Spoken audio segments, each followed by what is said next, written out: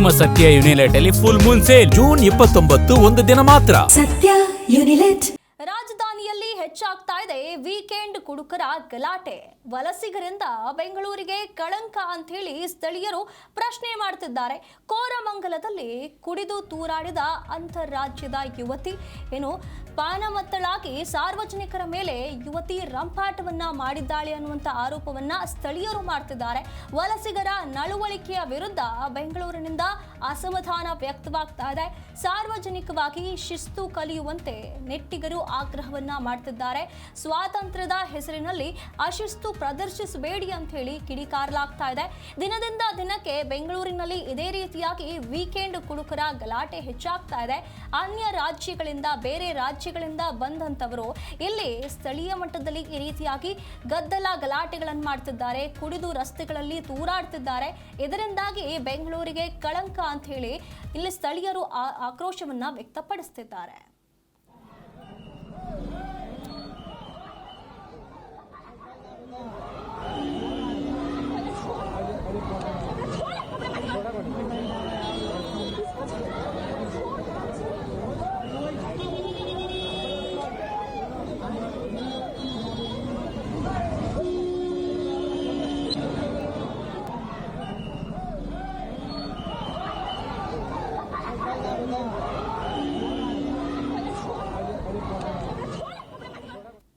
ಈ ಬಗ್ಗೆ ಹೆಚ್ಚಿನ ಮಾಹಿತಿಯನ್ನು ನಮ್ಮ ಪ್ರತಿನಿಧಿ ಮಂಜುನಾಥ್ ನೀಡ್ತಾ ಹೋಗ್ತಾರೆ.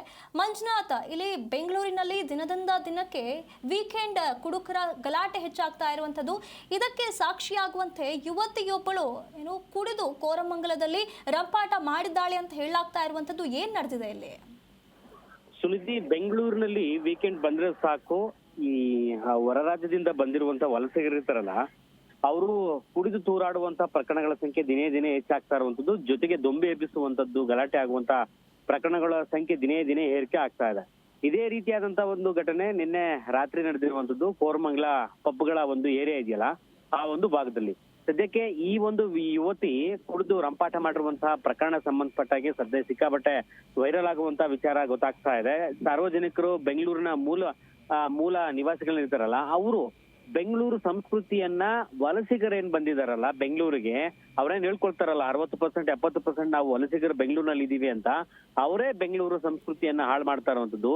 ಬೆಂಗಳೂರು ಅಭಿವೃದ್ಧಿ ಆದಂತೆಲ್ಲವೂ ಕೂಡ ಈ ರೀತಿಯಾದಂತ ವಲಸಿಗರಿಂದ ಹಾಳಾಗ್ತಾ ಇದೆ.